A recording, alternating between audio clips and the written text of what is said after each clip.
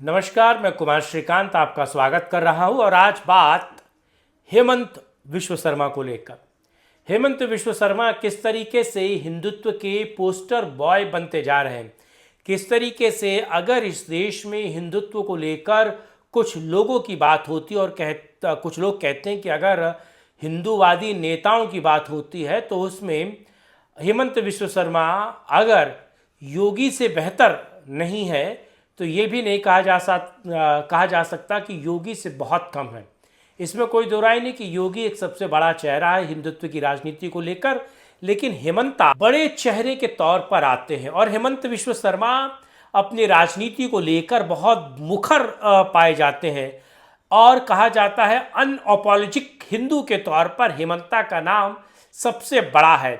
योगी आदित्यनाथ के बाद किसी चेहरे को छत्रप के तौर पर या फिर नरेंद्र मोदी के बाद अगर किसी चेहरे को हिंदुत्व की राजनीति के तौर पर बड़े पैमाने पर देखा जा रहा है तो हेमंत विश्व शर्मा है। और कहा जा रहा है कि जिस तरीके से नरेंद्र मोदी के साथ अमित शाह उनके चाणक्य की भूमिका निभाते थे, जोड़ तोड़ की राजनीति, पार्टियों को तोड़ना, कहा जाए गठबंधनों को बनाना, राज्यों को एक के बाद एक जीतना और जीत कर देना और संगठन को लेकर काम करना और तमाम तरह की चीज़ों को जिस तरीके से अमित शाह नरेंद्र मोदी के लिए करते थे, वैसे ही कहा जा रहा है कि हेमंता जो है वो अगले अमित शाह होते हुए दिख रहे हैं। इसके पीछे का कारण क्या है, आज इसी मुद्दों पर बात करूंगा, लेकिन आप लोगों से अनुरोध है कि वीडियो को अंत तक देखिए, लाइक कीजिए, शेयर कीजिए, चैनल को सब्सक्राइब कीजिए और अगर आप हमें सहयोग करना चाहते हैं तो इस नंबर पर आप हमें सहयोग कर सकते हैं। बात हेमंत विश्व शर्मा को लेकर। हेमंता आपको पता है जब से आसाम में वो कांग्रेस छोड़कर बीजेपी में आए और अगर वो कांग्रेस में भी थे तो वो अनअपोलोजिक हिंदू थे। वो अपने हिंदुत्व की आइडेंटिटी को लगातार इंडोर्स करते थे, लगातार हिंदुत्व की बात करते थे और हेमंता को किसी भी तरीके से आप हिंदुत्व के विरोध में नहीं देख सकते थे। वो गमछा पहनकर कामाख्या जाना हो या जिस तरीके से वो अपने हिंदुत्व को या फिर आसाम में हिंदुत्व की बातों को लेकर छात्र राजनीति से आते हैं वो लगातार चलते थे। वो बात अलग है कि कांग्रेस में उनका कुछ खास नहीं जमा, इसीलिए वो उन्होंने बीजेपी का दामन थामा। और आपको पता है कि किस तरीके से वो बीजेपी जब सेकंड टर्म में आई और सर्बानंद सोनोवाल के बाद वो मुख्यमंत्री बनाए गए और उसके बाद अगर आप देखिए तो पूरे नॉर्थ ईस्ट में 7 सिस्टर जो स्टेट्स हैं उसमें बीजेपी को लेकर काम करने का जो पूरा है इनका, मणिपुर में बीजेपी के पैर पसारने का काम, नागालैंड में, त्रिपुरा में, मेघालय में, सिक्किम में, मिजोरम में जो बीजेपी की साठगांठ हो वो सारे काम हेमंता कर रहे हैं। जो अल्फा उग्रवादी हैं उनके साथ समझौता करवाने का काम और जो आप कह सकते हैं कि 7 सिस्टर स्टेट्स में जो दिक्कतें, जो समस्याएं और एक राष्ट्रीय पार्टी के तौर पर बीजेपी अब तक जहां नहीं पहुंच पाई थी वो सारे काम हेमंता कर रहे। तो हेमंता को सबसे पहले अमित शाह ने नॉर्थ ईस्ट का सारा काम दिया और हेमंता ने वो सारा काम करके दिया और आपने देखा किस तरीके से ममता बनर्जी को भी साधने का काम हेमंत विश्व शर्मा ने किया। और हेमंता ने न केवल ममता बनर्जी को साधा, नॉर्थ ईस्ट की पॉलिटिक्स को साधा, बल्कि आपको पता है दोबारा सीएम बने तो उन्होंने किस तरीके से आसाम की डेमोग्राफी पे वो खुलकर बात करते हैं। वो गाय, गंगा और हिंदुत्व पर खुलकर बात करते हैं। वो सीधे तौर पर मुस्लिमों को निशाने पर लेते हैं। वो मदरसों के विरोध में बात करते हैं और मेरा मानना है कि मदरसा होना भी नहीं चाहिए।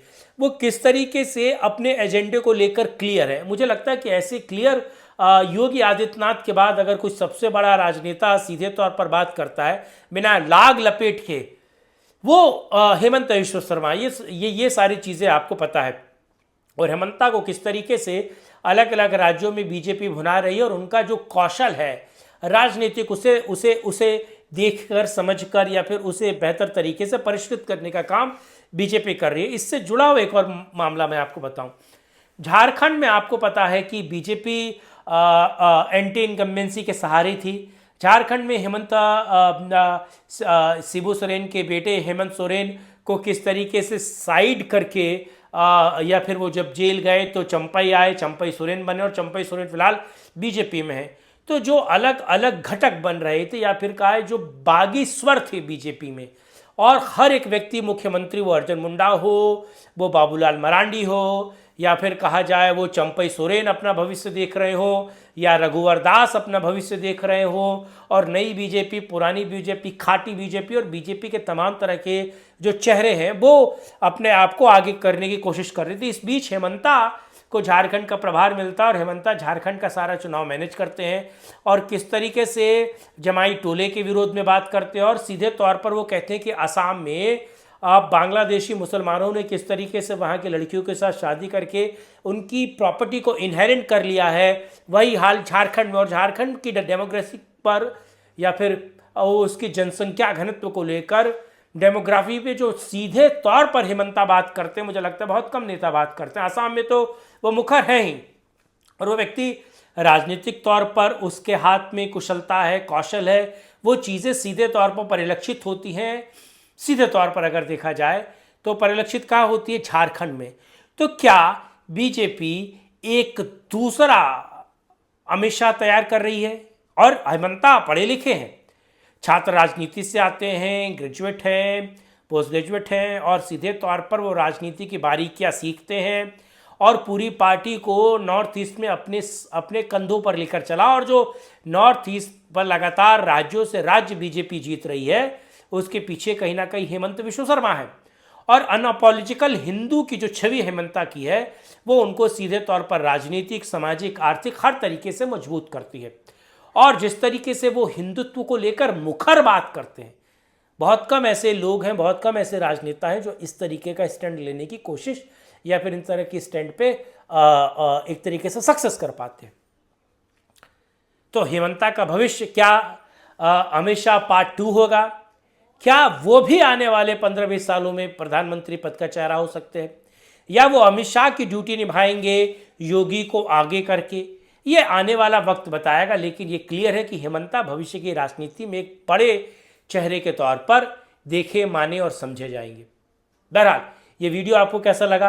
प्लीज़ इसको लाइक, शेयर, चैनल को सब्सक्राइब कीजिएगा। अपनी बात आप कमेंट बॉक्स में रख सकते हैं, और अगर समर्थन सहयोग करना चाहते हैं तो इस नंबर पर आप समर्थन सहयोग कर सकते हैं।